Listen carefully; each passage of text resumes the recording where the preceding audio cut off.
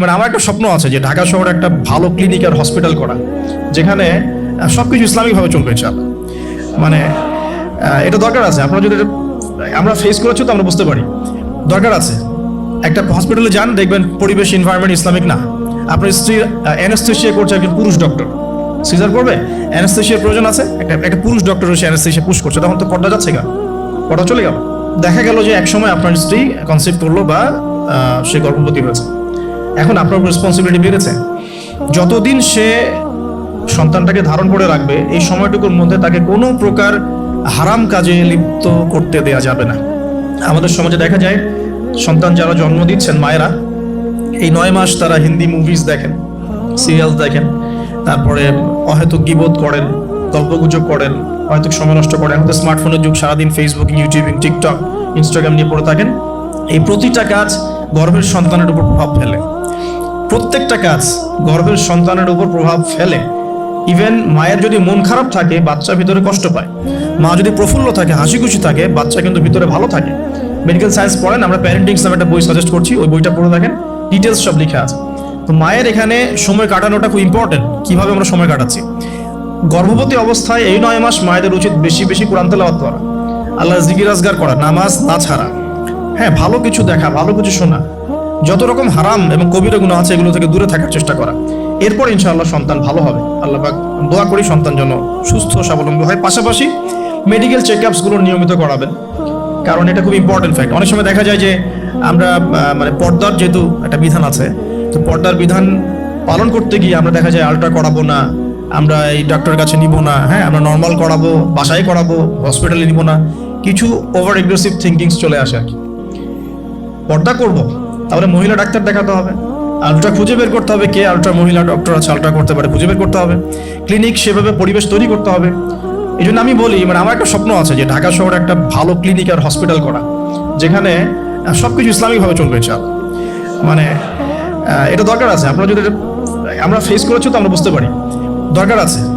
একটা হসপিটালে যান, দেখবেন পরিবেশ এনভায়রনমেন্ট ইসলামিক না। আপনার স্ত্রী অ্যানেস্থেশিয়া করছে একজন পুরুষ ডক্টর, সিজার করবে, অ্যানেস্থেশিয়ার প্রয়োজন আছে, একটা পুরুষ ডক্টর এসে অ্যানেস্থেশিয়া পুশ করছে, তখন তো পর্দা যাচ্ছে গা, পর্দা চলে গেল।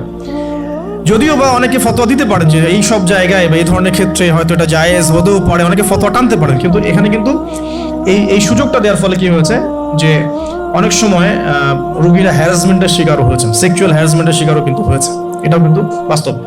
তো এই জন্য ইসলামিক এনভায়রনমেন্টের দরকার আছে। খুঁজে বের করতে হবে ইসলামিক ডক্টর কে আছেন যিনি শরীয়ত বোঝেন, মহিলা ডক্টর কারা আছেন, অ্যানেস্থেশিয়া মহিলা কারা আছে, বা আলট্রা করতে পারে মহিলা কারা আছে, খুঁজে বের করে মেডিকেল চেকআপ নিয়মিত করতে হবে।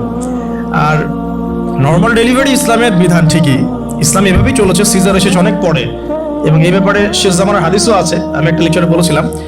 তবে কিছু কিছু ক্ষেত্রে সিজারের প্রয়োজন হতে পারে, ডক্টররা ভালো বুঝতে পারবেন। তবে এখানে দেখা যায় সাইকোলজিক্যালি অনেক সময় ডক্টররা কি করেন, রোগীদের সাথে একটু সাইকোলজিক্যাল চর্চা শুরু করেন আর কি, ভয় দেখানোর একটা প্রবণতা দেখা যায়। পরে আমরা বলি আচ্ছা ঠিক আছে করে ফেলেন। তো এখানে একটা বিজনেস জড়িত আছে, আপনারা খুব ভালো করেই জানেন এখানে একটা বিজনেস জড়িত আছে। আর যখন একটা মায়ের একটা সিজার হয়ে যায়, পরবর্তী বাচ্চাগুলো কিন্তু নর্মাল হওয়া খুব ডিফিকাল্ট, এবং তার সারা জীবন একটা হ্যাসেল তাকে পোহাতে হয়। যাদের হয়েছে তারা জানে। তো আর নর্মাল হলে আপনি যে আমাদের আগে দাদি নানি দেখবেন 11টা বাচ্চা, আমার নানির 11টা বাচ্চা, 12টা বাচ্চা আমার নানির, আর এক নানির আমার 11টা বাচ্চা, সব নর্মাল, কোনো সমস্যা হয়নি। তারা কিন্তু ফ্রেশ খাবার খেতেন, ভালো এনভায়রনমেন্টে থাকতেন, কায়িক পরিশ্রম করতেন, তারা ফিজিক্যালি স্ট্রং ছিলেন। এখনকার মেয়েরা এমন না, ফিজিক্যাল স্ট্রাকচার দুর্বল, কায়িক পরিশ্রম কম, ফুড হ্যাবিট ভালো না, ঠিক আছে, ফুড হ্যাবিটটা টোটালি অনইসলামিক, ঘুমের ঠিক নাই, খাওয়ার ঠিক নাই, হ্যাঁ এক্সারসাইজ নাই, অনেক কিছুই নাই। দেখবেন তারা ফিজিক্যালি উইক, মেন্টালি উইক, তখন দেখা যাচ্ছে সিজারের প্রয়োজন হয়, নর্মাল ডেলিভারি করতে পারে না। এই জায়গায় ডিফার করবে আমাদের ক্ষেত্রে। আমরা চেষ্টা করব যে আমাদের মানে পরিবারকে ভালো খাবার খাওয়াতে, ভালো রুটিনে চলতে, এবং ভালো মেডিকেল চেক আপ করাতে, যাতে করে নর্মালি হয়। দেখবেন বাইরের বিশ্বের কান্ট্রিগুলোর মধ্যে কিন্তু খুবই কম সিজার হয়, খুব কম। কানাডা দেখেন, আমেরিকা দেখেন, ব্রিটেনে দেখেন, জার্মানিতে দেখেন, ফ্রান্সে দেখেন, খুবই কম সিজার হয়। যদি জটিলতা খুব বেশি দেখা যায় তখন তারা সিজার করতে চায়, এর আগে কিন্তু করতে চায় না। তাদের প্রযুক্তি অনেক ভালো, অনেক প্রযুক্তি আছে।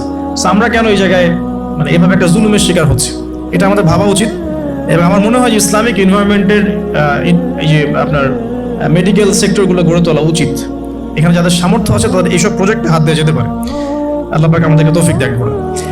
তো এরপর যখন সন্তান হয়ে যাবে, প্রথম কাজই দেখবে সন্তান হওয়ার পরেই তাকে নিয়ে হইহুল্লাহ শুরু হয়। হ্যাঁ, টানা হেসরা, এটা ওইটা, কি বলবো, অপারেশন থিয়েটারে হয়তো কথাবার্তাগুলো হয়, এই কথাগুলো সন্তানের কানে প্রবেশ করে। অথচ সুন্নাহ হচ্ছে সন্তান হয়ে গেলে তাকে নিয়ে আল্লাহর কাছে দোয়া করা, দোয়া করার পর তার কানে আল্লাহু আকবার, আল্লাহু আকবার, আশহাদু আল্লা ইলাহা ইল্লাল্লাহ, আমরা যে আযান দিই আশহাদু আন্না মুহাম্মাদুর রাসূলুল্লাহ, এটা কানের মধ্যে শোনানো। এটা একটা সুন্নাহ, গুরুত্বপূর্ণ সুন্নাহ। তারপর তাকে তাহনিক করা উচিত।